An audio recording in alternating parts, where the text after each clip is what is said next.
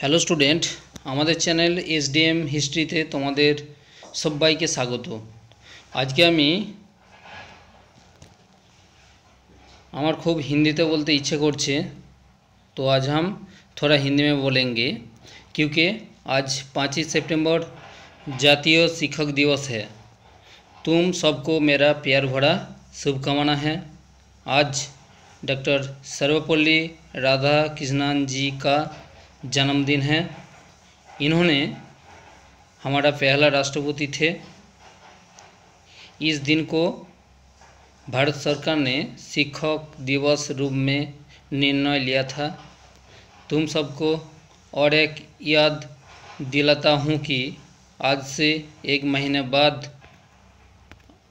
आज का दिन में अंतर्जातिक शिक्षक दिवस है, यानी 5 अक्टूबर इंटरनेशनल टीचार्स डे होंगे।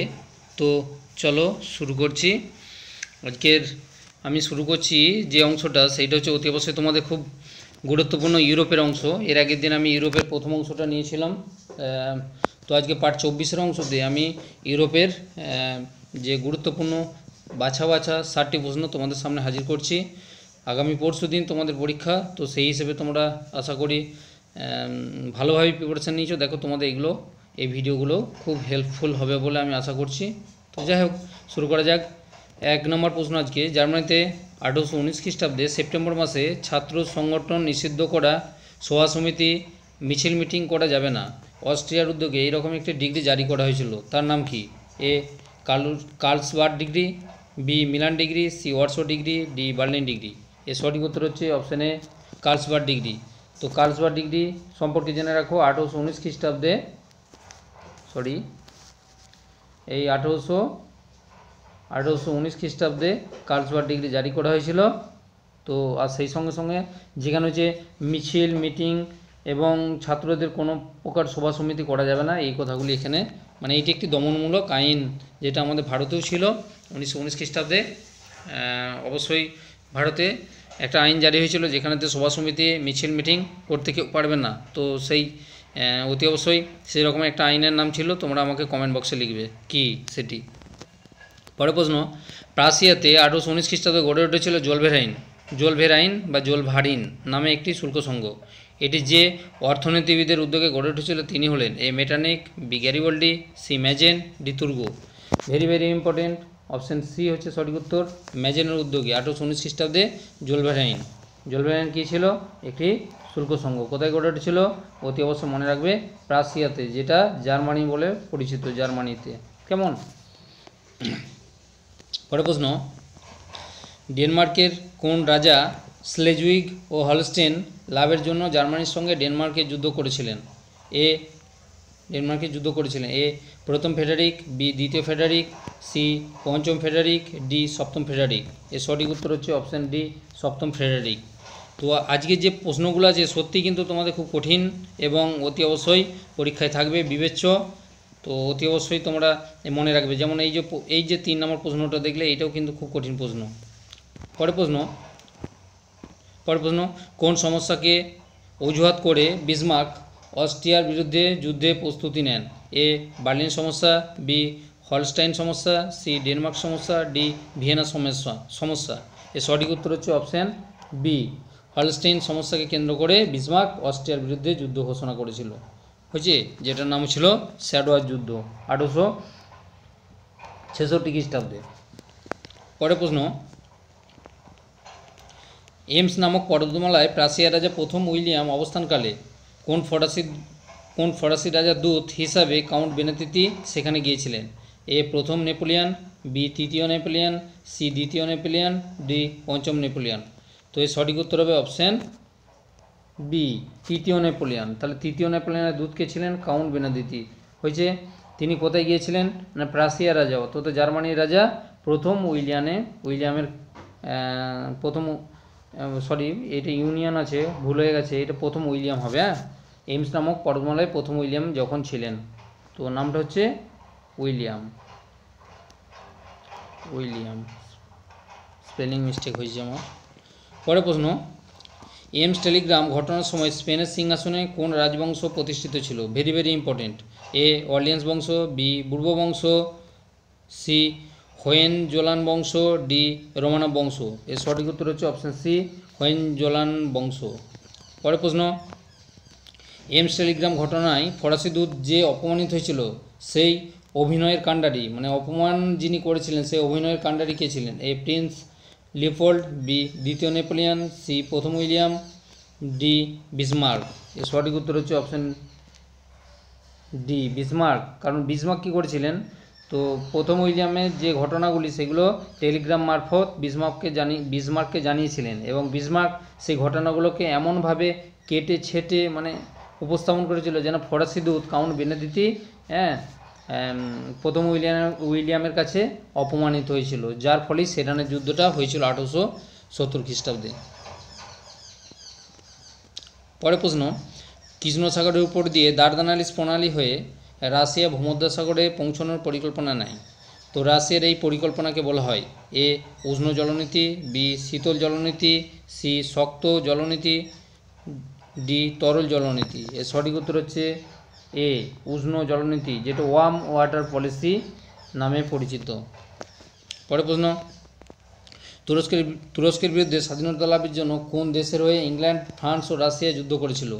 এ স্পেনের হয়ে, বি গ্রিসের হয়ে, সি ইতালির, ডি ফ্রান্সের। ডি হচ্ছে আফ্রিকা। এর সঠিক উত্তর হচ্ছে অপশান কী হবে বলো তো? অপশান বি গ্রিসের হয়ে, মানে তুরস্কের বিরুদ্ধে গ্রিসের পক্ষ নিয়েছিল ইংল্যান্ড, ফ্রান্স আর রাশিয়া দেশ, এই তিনটি দেশ। পরের প্রশ্ন, ফরাসি বিপ্লবের আদর্শ দ্বারা প্রভাবিত হয়ে হেটাইরিয়া ফিলকে নামে গুপ্ত সমিতি গড়ে উঠেছিল যে দেশে, সেটি কোন দেশ? এ গ্রিসে, বি তুরস্কে, সি স্পেনে, ডি জার্মানিতে। তো এর সঠিক উত্তর হচ্ছে অপশান কী হবে বলো তো? অপশান এ গ্রিসেতে। তাহলে গ্রিসে গড়ে উঠেছিল হেটাইরিয়া ফিলকে নামে একটি গুপ্ত সমিতি। পরের প্রশ্ন, গ্রিস স্বাধীনতা লাভের 1829 খ্রিস্টাব্দের পর প্রথম রাজা কে হয়েছিলেন? ভেরি ভেরি ইম্পর্টেন্ট প্রশ্ন এটি। A prince Vito, B prince William, C prince Otto, D prince Philip. এর সঠিক উত্তর হচ্ছে অপশান সি প্রিন্স অটো। পরের প্রশ্ন, রাশিয়ার যার প্রথম নিকোলাসের মৃত্যুর পর সিংহাসনে কে বসেছিলেন? এ দ্বিতীয় নিকোলাস, বি প্রথম আলেকজান্ডার, সি দ্বিতীয় আলেকজান্ডার, ডি চতুর্থ নিকোলাস। তো এর সঠিক উত্তর হচ্ছে অপশান সি দ্বিতীয় আলেকজান্ডার। রাশিয়ার যার প্রথম নিকোলাসের মৃত্যুর পর দ্বিতীয় আলেকজান্ডার সিংহাসনে বসেছিলেন। পরের প্রশ্ন, রাশিয়াতে 1861 খ্রিস্টাব্দে ভূমিদাস প্রথার উচ্ছেদ কোন জার করেছিলেন? এ প্রথম আলেকজান্ডার, বি দ্বিতীয় আলেকজান্ডার, সি তৃতীয় আলেকজান্ডার, ডি চতুর্থ আলেকজান্ডার। এর সঠিক উত্তর হচ্ছে অপশান বি দ্বিতীয় আলেকজান্ডার। তো দ্বিতীয় আলেকজান্ডার 1861 খ্রিস্টাব্দে ভূমিদাস প্রথার উচ্ছেদ করেছিলেন, সেই জন্যই একে অর্থাৎ দ্বিতীয় আলেকজান্ডারকে মুক্তিদাতা জার বলা হয়। এইটাও মনে রাখবে তোমরা, মুক্তিদাতা জার কাকে বলে?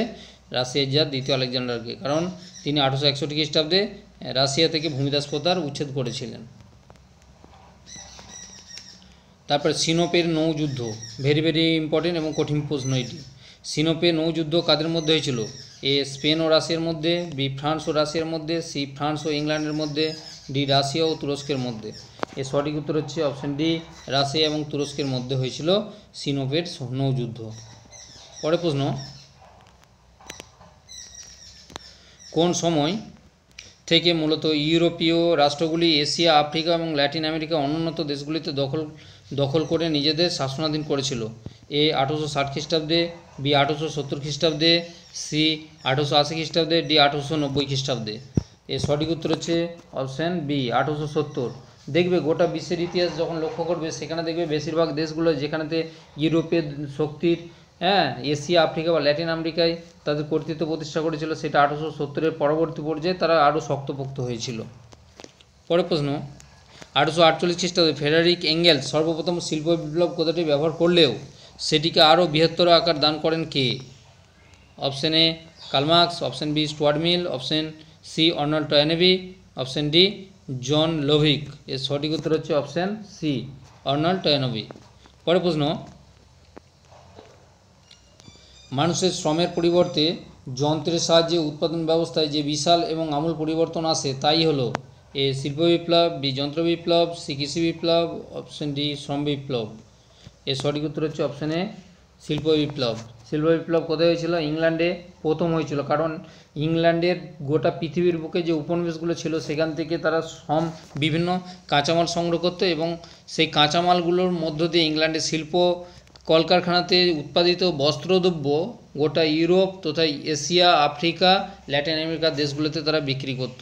এবং সর্বোপরি আমাদের দেশ ছিল ইংরেজদের উপনিবেশ, তাই আমাদের ভারতবর্ষেও এদের কাঁচামাল ভারত থেকে ইংল্যান্ডে চলে যেত এবং সেখান থেকে উৎপাদিত দ্রব্য ভারতে একটা বিরাট বাজার ছিল, যার ফলে আমাদের ভারতের কুটির শিল্প আস্তে আস্তে ধ্বংস হয়েছিল, যা ডি ইন্ডাস্ট্রিয়ালাইজেশন নামে পরিচিত।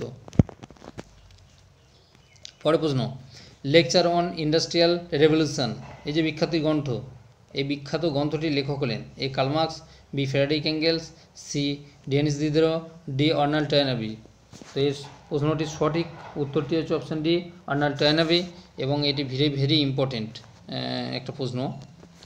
পরের প্রশ্ন, পোল্যান্ডের ওয়ার্স অঞ্চলে যে ঘেটোরা বসবাস করত তারা জাতিতে কী ছিল? তো এর অপশান হচ্ছে অপশান এ ফরাসি, option B Spanish, option C ইহুদি, অপশান ডি তুর্কি। তাহলে এই প্রশ্নের সঠিক উত্তর হচ্ছে অপশান সি ইহুদি। তো ঘেটো কাদের বলা হতো না, ঘেটো কথার অর্থ হচ্ছে যে স্যাঁতস্যাঁতে অঞ্চল, যেখানে কলকারখানার পার্শ্ববর্তী যে ঘিঞ্জি অঞ্চলগুলিতে মানে শ্রমিক শ্রেণীর মানুষেরা বসবাস করত, সেই অঞ্চলগুলিকে ঘেটো বলা হতো। পরে ইংল্যান্ডে টিউডর, স্টুয়ার্ট, হ্যানোভার বংশীয় রাজা ও রানীদের জন্য শিল্প বিপ্লব গড়ে উঠেছিল, এ কথাটা একদম ঠিক। তো ইংল্যান্ডে উদীয়মান স্থানীয় ভদ্রশ্রেণী শিল্প বিপ্লবে অংশগ্রহণ করেছিল। এই উদীয়মান ভদ্রশ্রেণী কী নামে পরিচিত ছিল? এ জেন্ট্রি শ্রেণী, বি মন্টি শ্রেণী, সি বণিক শ্রেণী, ডি সেরেন্টি শ্রেণী। তো এই সঠিক উত্তর হচ্ছে অপশান এ জেন্ট্রি শ্রেণী। এই জেন্ট্রি শ্রেণী কী করেছিল? উদীয়মান ভদ্রলোক, এরাই কাঁচা টাকাকে শিল্প কারখানায় ইনভেস্ট করেছিল এবং শিল্প কারখানার উৎপাদিত দ্রব্যগুলো বিক্রয়ের ব্যবস্থা করেছিল।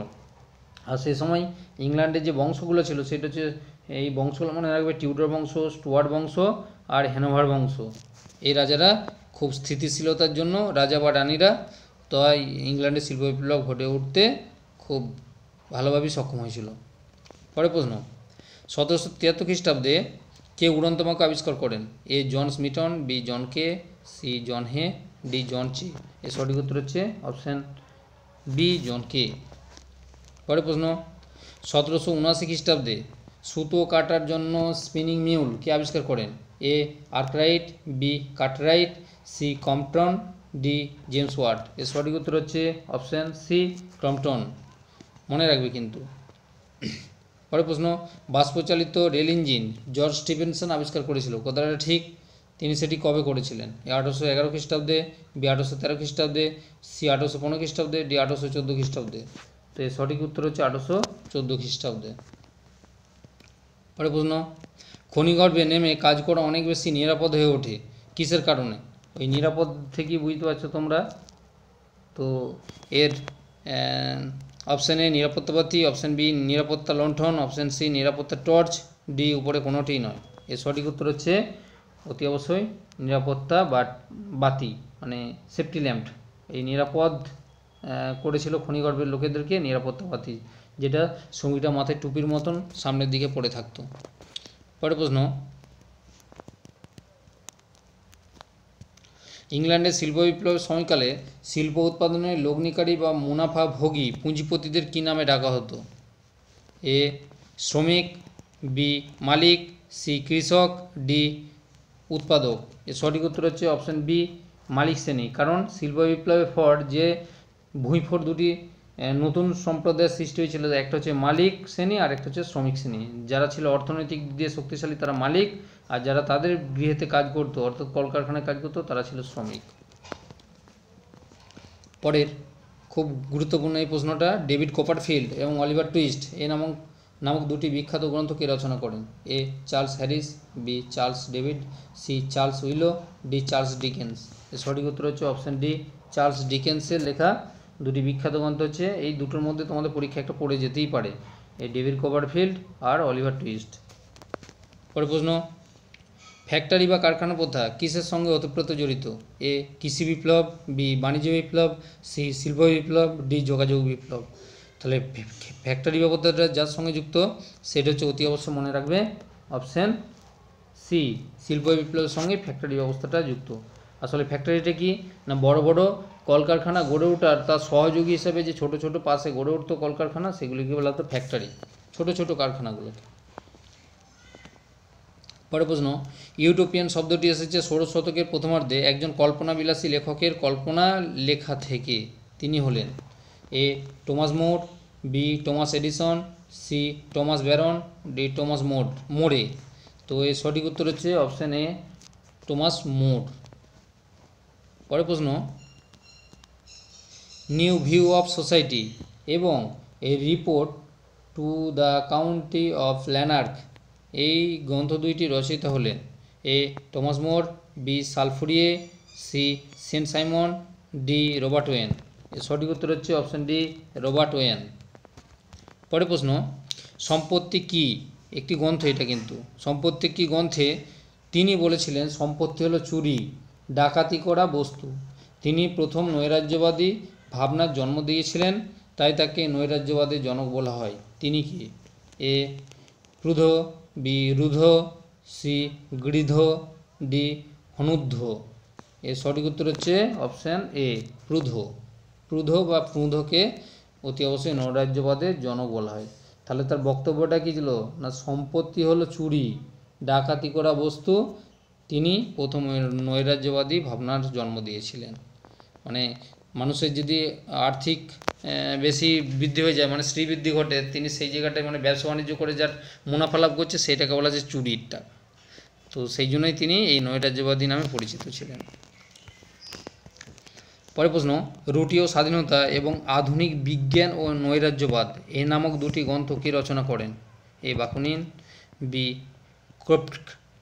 ক্রোপটকিন, সি বেঞ্জামিন, ডি হিরোপটকিন।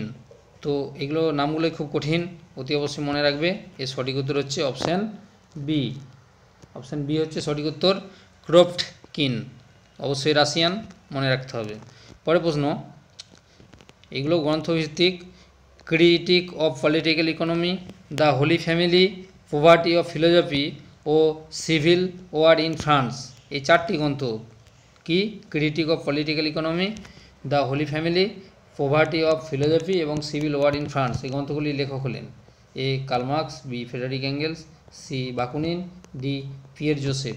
এর সঠিক উত্তর হচ্ছে অপশান এ কার্ল মার্কস। দেখো কার্ল মার্কসের যেটি বিখ্যাত গ্রন্থ সেই গ্রন্থটির নাম আমি বলছি না, তো অতি অবশ্যই তোমরা যদি জেনে থাকো তাহলে আমাকে অবশ্যই কমেন্ট বক্সে মেসেজ করে জানাতে পারো। পরের প্রশ্ন, ইংল্যান্ডের শিল্প বিপ্লবের প্রধান কাঁচামাল ভারত এবং মিশর থেকে সংগ্রহ করা হতো। একদম ঠিক কথা। সেই প্রধান কাঁচামালটি কী ছিল? এ রেশম, বি পশম, সি তুলো, ডি নীল। এর সঠিক উত্তর হচ্ছে অপশান সি তুলো। তো তুলো হচ্ছে বস্ত্রশিল্পের একদম প্রধান, বস্ত্রশিল্পের প্রধান কাঁচামাল হচ্ছে, বস্ত্রশিল্পের প্রধান কাঁচামাল কি না এই তুলো। পরের প্রশ্ন, ইংল্যান্ডের রেলপথ উন্মাদনার যুগ কোন সময়কে বলা হতো? সময়টা দেখে নাও। 1843-44 খ্রিস্টাব্দ, বি 1844-45 খ্রিস্টাব্দ, সি 1846-48 খ্রিস্টাব্দ, ডি 1848-49 খ্রিস্টাব্দ। তাহলে সঠিক উত্তর হচ্ছে অপশান এ 1843 থেকে 44 খ্রিস্টাব্দ পর্যন্ত। কি না ইংল্যান্ডে রেল উন্মাদনার যুগ। দেখো এই ইংল্যান্ডে রেল গড়ে উঠেছিল 1843-44 খ্রিস্টাব্দে, আর সেই হিসেবে 1853-তে ভারতবর্ষে প্রথম রেলপথ বোম্বাই থেকে থানে পর্যন্ত, মনে রাখবে কিন্তু বোম্বাই থেকে থানে পর্যন্ত কার সময়ে? লর্ড ডালহৌসি। সেই জন্য ভারতের রেলপথের জনক বলা হয় লর্ড ডালহৌসিকে। পরের প্রশ্ন, প্রাচ্য এবং পাশ্চাত্য দেশগুলির মধ্যে যাতায়াত এবং আন্তর্জাতিক বাণিজ্য পরিচালনার জন্য খনন করা হয়েছিল যে খালটি, অর্থাৎ বাণিজ্যের জন্য যে খাল গড়ে উঠেছিল আন্তর্জাতিক মানের, এ নাসের খাল, বি সুয়েজ খাল, সি মিশর খাল, ডি হিসার খাল। এর সঠিক উত্তর হচ্ছে অপশান বি সুয়েজ খাল। তো সুয়েজ খাল প্রথম আন্তর্জাতিক বাণিজ্য এবং যাতায়াতের জন্য কার কার মধ্যে না প্রাচ্য পাশ্চাত্যের মধ্যে। পরের প্রশ্ন, মিশরের শাসক সৈয়দ পাশা কত বছরের জন্য ফরাসি প্রযুক্তিবিদ ফার্দিনান্দ দ্য লেসেপসকে সুয়েজ খালের ইয়েরা দেন। তো এর সঠিক উত্তর অপশানগুলো দেখে নিয়ে যাক। এ 90 বছরের জন্য, বি 99 বছরের জন্য, সি 190 বছরের জন্য, ডি 199 বছরের জন্য। তাহলে এর সঠিক উত্তর হচ্ছে অপশান বি। বি হচ্ছে সঠিক উত্তর, অপশান বি। কি না, মিশরের শাসক সৈয়দ পাশা কত বছরের জন্য দিয়েছিল? 99 বছরের জন্য। কাকে দিয়েছিল? ফরাসি প্রযুক্তিবিদ, নাম হচ্ছে ফার্দিনান্দ দ্য লেসেপসকে। ফার্দিনান্দ দ্য লেসেপস এই সুয়েজ খালে ইজারা দিয়েছিলেন। ভেরি ভেরি ইম্পর্টেন্ট এই প্রশ্নটাও মনে রাখবে, 99 বছরের জন্য দেওয়া হয়েছিল। পরের প্রশ্ন, মিশরের কোন রাষ্ট্রপতি ক্ষমতায় আসার পর নীল নদের উপর আসওয়ান বাঁধ নির্মাণ করেছিলেন? অপশানগুলো দেখে নাও। Syed Ali, B Syed Pasha, C Abdul Gamal Ali, D Abdul Gamal Nasser. এর সঠিক উত্তর হচ্ছে option D, Abdul Gamal Nasser. তিনি কি করেছিলেন না, তিনি যেটা করেছিলেন অতি অবশ্যই মিশরের যে নীল নদের উপর একটা বাঁধ নতুন তৈরি করেছিলেন, জানা হচ্ছে আসওয়ান বাঁধ হয়েছে, এবং তিনি রাষ্ট্রপতি হওয়ার পরেই এই মিশরেতে আসওয়ান বাঁধ নির্মাণ করেছিলেন। পরীক্ষায় পড়তেই পারে যে আসওয়ান বাঁধ কে নির্মাণ করেছিলেন। পরের প্রশ্ন, ইংল্যান্ড ও ইউরোপে রেলপথ চালু হলে পরিবহন ব্যবস্থা অনেক দ্রুত হয়, ঠিক কথা। এর সঙ্গে তাল মিলিয়ে আরও দ্রুত যোগাযোগ ব্যবস্থা গড়ে তোলার জন্য স্যামুয়েল এফ বি মোর্স কি আবিষ্কার করেন? A mobile, B telegraph, C telephone, D fax. এর সঠিক উত্তর হচ্ছে অপশান বি, টেলিগ্রাফ। তাহলে টেলিগ্রাফের জনক কাকে বলা হয়? স্যামুয়েল এফ বি মোর্সকে হয়েছে। তিনি যোগাযোগের জন্য টেলিগ্রাফ ব্যবস্থা প্রবর্তন করেন। পরের প্রশ্ন, লোহিত সাগরের মধ্য দিয়ে ভারত ও ইংল্যান্ডের মধ্যে কেবল তারের মাধ্যমে টেলিগ্রাফ ব্যবস্থা গড়ে উঠেছিল কবে? সময়টা দেখো, 1870 খ্রিস্টাব্দে, বি 1880 খ্রিস্টাব্দে, সি 1860 খ্রিস্টাব্দে, ডি 1890 খ্রিস্টাব্দে। এর সঠিক উত্তর হচ্ছে অপশান এ, 1870 খ্রিস্টাব্দে। পরের প্রশ্ন, চীন আফিম যুদ্ধকে কেন্দ্র করে চীন আফিম বাণিজ্যকে কেন্দ্র করে কাদের মধ্যে প্রথম এবং দ্বিতীয় ইঙ্গো চীন যুদ্ধ হয়েছিল? এই ইংল্যান্ড ও ফ্রান্সের মধ্যে, বি ইংল্যান্ড ও রাশিয়ার মধ্যে, সি ইংল্যান্ড ও চীনের মধ্যে, ডি ইংল্যান্ড ও ইতালির মধ্যে। এর সঠিক উত্তরটা হচ্ছে অপশান সি, ইংল্যান্ড ও চীনের মধ্যে ইঙ্গো চীন যুদ্ধ। ইঙ্গো মানে ইংরেজ আর চীন মানে চীন, তো তাদের মধ্যে হয়েছিল যুদ্ধ। কিন্তু দুখানা হয়েছিল, একটা হচ্ছে 1842 আর একটা হচ্ছে 1858। পরের প্রশ্ন, প্রথম ইঙ্গো চীন যুদ্ধে ইংরেজরা জিতে অতিরাষ্ট্রিক অধিকার লাভ করে, আর 1858 খ্রিস্টাব্দে দ্বিতীয় ইঙ্গো চীন যুদ্ধে ইংল্যান্ড ও ফ্রান্স যুগ্মভাবে চীনের কাছে জয়লাভ করে কোন সন্ধি স্বাক্ষর করেছিল? উত্তরগুলো অপশানগুলো দেখো, ভার্সাই সন্ধি, বি ভিয়েনা সন্ধি, সি টোবাকো সন্ধি, ডি তিয়েনসিনের সন্ধি। এর সঠিক উত্তর হচ্ছে অপশান ডি, তিয়েনসিনের সন্ধি। তো তিয়েনসিনের সন্ধিটা 1858 খ্রিস্টাব্দে করেছিল। কারা না, ইংল্যান্ড ফ্রান্স একদিকে, অপরদিকে পরাজিত চীনের মধ্যে। পরের প্রশ্ন, মার্কিন যুক্তরাষ্ট্রের Impress of China, very very important প্রশ্ন, নামে জাহাজটি সর্বপ্রথম কোন দেশে অবতরণ করে? তাহলে মার্কিন যুক্তরাষ্ট্রের ইমপ্রেস অফ চায়না নামক জাহাজটি সর্বপ্রথম কোন দেশে অবতরণ করেছিল? এ ইংল্যান্ডে, বি চীনে, সি ফ্রান্সে, ডি জাপানে। এর সঠিক উত্তর হচ্ছে অপশান বি, চীনেতে। পরের প্রশ্ন, প্রাচ্যের সেক্রেটারি অফ স্টেট জন হে মার্কিন যুক্তরাষ্ট্রের পক্ষ থেকে চীন সাম্রাজ্যে উন্মুক্ত দ্বার নীতি বা ওপেন ডোর পলিসি, খুব গুরুত্বপূর্ণ এবং মনে রাখার মতো প্রশ্ন, ওপেন ডোর পলিসি ঘোষণা করেছিল। এ ব্যাপারে London, Tokyo, Berlin, Saint Petersburg এবং রোমে প্রস্তাব পাঠানো হয়েছিল। তো সেই প্রস্তাবটা কি বলা হতো? কি এ ডক্ট্রিন, বি হে doctrine, C K doctrine, D এল ডক্ট্রিন। তো এর সঠিক উত্তর হচ্ছে, লোকটার নাম কি ছিল বলতো? জন হে, সেই জন্য এর নাম হবে হে ডক্ট্রিন। অপশান বি হচ্ছে সঠিক উত্তর। কেমন মনে রাখবে কিন্তু, ওপেন ডোর পলিসি বা উন্মুক্ত দ্বার নীতির মানে প্রণেতা হচ্ছে জন হে, অর্থাৎ মার্কিন যুক্তরাষ্ট্রের যিনি একজন বিদেশ সচিব ছিলেন আর কি। পরে গ্রিক, সার্বিয়া, বুলগেরিয়া ও মন্টিনেগ্রো এই চারটি রাষ্ট্র একত্রিত হয়ে যে দেশ কোন লীগ গঠন করে? এই চারটি একত্রিত হয়ে দেশগুলো কোন লীগ গঠন করেছিল? A Asia league, B Africa league, C Balkan league, D তুরস্ক লীগ। এর সঠিক উত্তর হচ্ছে অপশান সি বলকান লীগ। 1912 খ্রিস্টাব্দে বলকান লীগ গড়ে তুলেছিল। কোন কোন দেশ? গ্রিস, সার্বিয়া, বুলগেরিয়া আর মন্টিনিগ্রো। এই বলকান লীগ গড়ে তোলার উদ্দেশ্য হচ্ছে তার শত্রু দেশ ছিল তো এর সঙ্গে যুদ্ধ করার জন্য তুরস্ক। পরে প্রশ্ন, 1912 খ্রিস্টাব্দে গ্রিস, সার্বিয়া, বুলগেরিয়া এবং মন্টিনিগ্রোর সঙ্গে তুরস্কের প্রথম বলকান যুদ্ধ হয়েছিল। এই যুদ্ধে তুরস্ক পরাজিত হয়ে কোন সন্ধি স্বাক্ষর করেছিল? ভেরি ভেরি ইম্পর্টেন্ট প্রশ্ন। প্যারিস সন্ধি, বি রোমেস চুক্তি, সি বার্লিন চুক্তি, ডি লন্ডন চুক্তি। এর সঠিক উত্তর হচ্ছে অপশান ডি লন্ডন চুক্তি। পরের প্রশ্ন, ইউরোপের ইতিহাস সশস্ত্র শান্তির যুগ কোন সময়কালকে বলা হয়? দেখো তো, অপশান এ 1870 থেকে 1914 পর্যন্ত, 1840 থেকে 1880 খ্রিস্টাব্দ পর্যন্ত, 1860 থেকে 1900 খ্রিস্টাব্দ, ডি 1900 থেকে 1940 খ্রিস্টাব্দ। তাহলে সঠিক উত্তর হচ্ছে অপশান এ 1870 থেকে 1914 পর্যন্ত সময়কালকে সশস্ত্র শান্তির যুগ বলা হয়। কেন বলা হয় বলো তো? কেন বলা হওয়ার কারণ হচ্ছে 1870 থেকে 1914 আগে পর্যন্ত বিশ্বের শক্তিশালী দেশগুলি, অর্থাৎ একদিকে ইংল্যান্ড, ফ্রান্স, রাশিয়া, অপরদিকে জার্মানি, ইটালি, অস্ট্রিয়া, এই যে দুটো গোষ্ঠী, সেই গোষ্ঠীগুলোর মধ্যে যুদ্ধ হয়নি, কিন্তু যুদ্ধের অন্তরালে নিজেদেরকে মারণাস্ত্রেতে তারা সজ্জিত করতে থাকে। সেই জন্য এইটাকে সশস্ত্র মানে অস্ত্রসহ শান্তির যুগ বলা হয়। কেমন? পরের প্রশ্ন, ভারতবর্ষের ইতিহাসে যেমন মোগল বংশ দীর্ঘদিন ভারতে রাজত্ব করেছিল, সেরকম রাশিয়ায় ইতিহাসে কোন বংশ প্রায় 300 বছরের বেশি রাশিয়াতে রাজত্ব করেছিল? এ উইলিয়াম বংশ, বি রোমানব বংশ, সি বুর্ব বংশ, ডি অর্লিয়েন্স বংশ। সঠিক উত্তর কি? অপশান বি রোমানব বংশ প্রায় 300 বছরের বেশি রাশিয়াতে রাজত্ব করেছিল।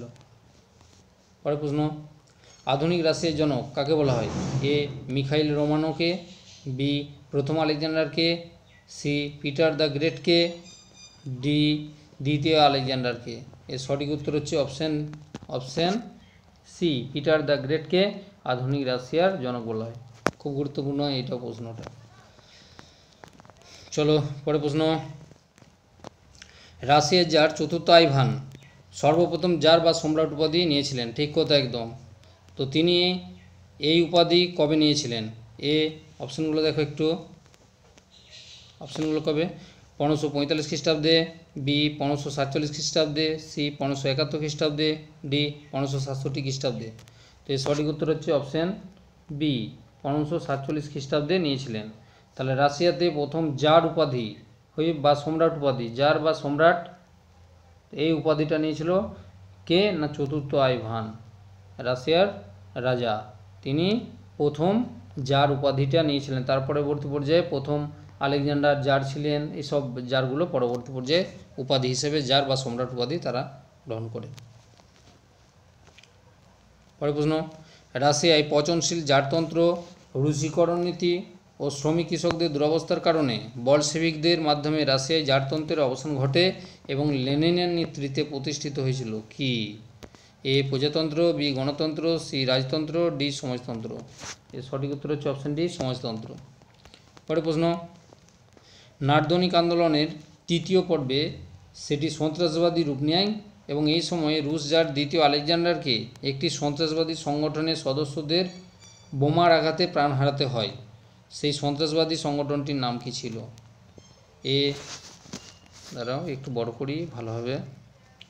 এ people's will, B commonwealth, C general will, D normal will. এর সঠিক উত্তর হচ্ছে অপশান এ পিপল উইল। পরের প্রশ্ন, রাশিয়াতে জেমস্টভো বলতে কি বোঝানো হতো?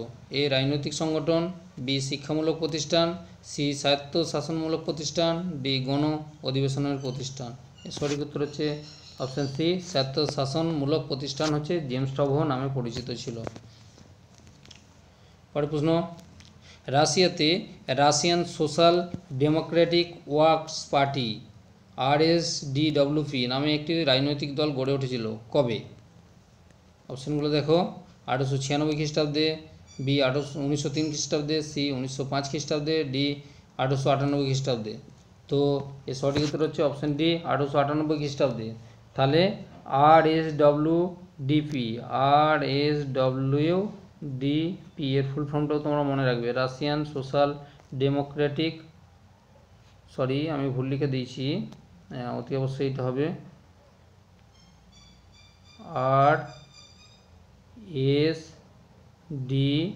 RSDWP হবে, Russian socialist Democratic works party. এই তথ্যটা তোমরা মনে রাখবে, কেমন? পরে প্রশ্ন, লেনিনের নির্দেশে ট্রটস্কি লাল ফৌজের নেতৃত্ব দেন। ঠিক কথা, লাল ফৌজের স্বেচ্ছাসেবক দল রেল স্টেশন, রাষ্ট্রীয় ব্যাংক, টেলিফোন এক্সচেঞ্জ এবং সরকারি দপ্তরগুলি দখল করে নিলে অস্থায়ী প্রজাতান্ত্রিক সরকারের প্রধান কেরেনস্কি গোপনে কোন দেশে পলায়ন করেছিলেন? A Germany, B France, C মার্কিন যুক্তরাষ্ট্র, ডি ইতালি। এর সঠিক উত্তর হচ্ছে অপশান সি মার্কিন যুক্তরাষ্ট্র। তাহলে দেখা যায় না কি অস্থায়ী প্রজাতান্ত্রিক সরকারের প্রধান কে ছিলেন? কেরেনস্কি। তিনি যখন আবার ক্ষমতা দখল করার পর মানে একের পর এক ভুল সিদ্ধান্ত নিতে থাকে, তাকে অতি অবশ্যই পদস্খলন করার জন্য বা তাকে তার পদ থেকে দূর করার জন্য লেনিনের নির্দেশে ট্রটস্কি করেছিল লাল ফৌজ নিয়ে একটা কর্মপন্থা পরিচালনা করেন, যাতে ভয় পেয়ে কেরেনস্কি অস্থায়ী প্রজাতান্ত্রিক সরকারের প্রধান কেরেনস্কি মার্কিন যুক্তরাষ্ট্রে ভয় পালিয়ে গিয়েছিলেন। পরের প্রশ্ন, 1915 খ্রিস্টাব্দে জার্মানি ও তার মিত্র শক্তিদের কাছে কোন দেশ কুট এল আমারার যুদ্ধে পরাজিত হয়? A England, B Russia, B France, C Russia, D তুরস্ক। এর সঠিক উত্তর হচ্ছে মনে রাখবে অপশান এ ইংল্যান্ড। তাহলে যুদ্ধটার নাম হচ্ছে কুট এল আমারার যুদ্ধ। জার্মানি ও তার মিত্র শক্তির কাছে ইংল্যান্ড পরাজিত হয়েছিলেন। পরের প্রশ্ন, 1918 খ্রিস্টাব্দে কোন মিত্রপক্ষের সেনাপতি সুদক্ষ নেতৃত্ব মিত্রপক্ষ অনুকূলে যুদ্ধের গতি বদলে যায় এবং একে একে তুরস্ক, বুলগেরিয়া, অস্ট্রিয়া পরাজিত হয় এবং তারা মিত্রপক্ষের কাছে আত্মসমর্পণ করেছিল? তাহলে অতি অবশ্যই মনে রাখো সেই সেনাপতি কে ছিলেন? এ চেরনস্কি, বি লুমিওয়ান, সি ফোসিয়ান, ডি কোলিয়ান। এটা ভেরি ভেরি ইম্পর্টেন্ট প্রশ্ন, অতি অবশ্যই অপশান সি হচ্ছে সঠিক উত্তর, ফোসিয়ানের কাছে তিনি ছিলেন মিত্রপক্ষের একমাত্র দক্ষ সেনাপতি, যার কাছে তুরস্ক, বুলগেরিয়া, অস্ট্রিয়া প্রত্যেকে পরাজিত হয়েছিল এবং যখনই পরাজিত হয় আস্তে আস্তে জার্মানি একবারে পিছুহাটা হয়ে গিয়েছিল এবং মানে জার্মানির যে সামরিক প্রধান তারাও ভীত হয়ে গিয়েছিল। পরের প্রশ্ন, পরাজিত জার্মানি বাধ্য হয়ে যুদ্ধবিরোধী চুক্তি স্বাক্ষর করেন। সালটা হচ্ছে 11 নভেম্বর 1918 খ্রিস্টাব্দে। তো সেই সময় জার্মান সম্রাট কাইজার দ্বিতীয় উইলিয়াম কোথায় পলায়ন করেছিল? এ ইতালিতে, বি হল্যান্ডে, সি রাশিয়াতে, ডি স্পেনেতে। এর সঠিক উত্তর হচ্ছে অপশান বি হল্যান্ডে পালিয়ে গিয়েছিলেন। পরের প্রশ্ন, 58 নম্বর প্রশ্ন, প্রথম বিশ্বযুদ্ধের শেষে 1919 খ্রিস্টাব্দে 1919 খ্রিস্টাব্দে 28 জুন ভার্সাইয়ের রাজপ্রাসাদে জার্মানি এবং মিত্রপক্ষ জোটের মধ্যে স্বাক্ষরিত হয়েছিল ভার্সাই সন্ধি। ঠিক কথা। তো ভার্সাই কোথায় অবস্থিত ছিল? এ প্যারিসের কাছে, বি বার্লিনের কাছে, সি মাদ্রিদের কাছে, ডি লন্ডনের কাছে। সঠিক উত্তর হচ্ছে অপশানে প্যারিসের কাছে ভার্সাই নগরীতে হয়েছে। অতি অবশ্যই মনে রাখবে ভার্সাই সন্ধি হয়েছিল এবং সালটা কত? 1919 খ্রিস্টাব্দে 28 জুন। ঠিক এর থেকে 5 বছর আগে এই 28 জুনেই সেরাজেভর হত্যাকাণ্ড হয়েছিল। হ্যাঁ, এবং এই ভার্সাই সন্ধি কার মধ্যে হয়েছিল? অতি অবশ্যই মনে রাখবে পরাজিত জার্মানির সঙ্গে মিত্রপক্ষের অর্থাৎ ইংল্যান্ড, ফ্রান্স, রাশিয়া। সেই FRE ফ্রান্স, রাশিয়া আর ইংল্যান্ড। আর পরাজিত কারা? GAI জার্মানি, অস্ট্রিয়া আর আই হচ্ছে ইতালি। তো এই হচ্ছে অতি অবশ্যই মনে রাখবে, কেমন? তাহলে ভার্সাই প্যারিসের কাছে অবস্থিত ছিল। পরে প্রশ্ন, 27 নভেম্বর 1919 খ্রিস্টাব্দে নিউলির চুক্তি স্বাক্ষরিত হয়েছিল কাদের মধ্যে? এ রাশিয়া এবং তুরস্কের মধ্যে, বি বুলগেরিয়া এবং মিত্রপক্ষের মধ্যে, সি হাঙ্গেরি এবং মিত্রপক্ষের মধ্যে, ডি অস্ট্রিয়া এবং মিত্রপক্ষের মধ্যে। এর সঠিক উত্তর হচ্ছে অপশান বি বুলগেরিয়া এবং মিত্রপক্ষের মধ্যে হয়েছিল নিউলি সন্ধি। পরের প্রশ্ন এবং লাস্ট প্রশ্ন আজকের অতি অবশ্যই তোমরা দেখো হোবার মরিটোরিয়াম কিসের সাথে যুক্ত ছিল? এ খাদ্য সংকট, বি অস্ত্র সংকট, সি অর্থনৈতিক সংকট, ডি বিশ্ব সামাজিক সংকট।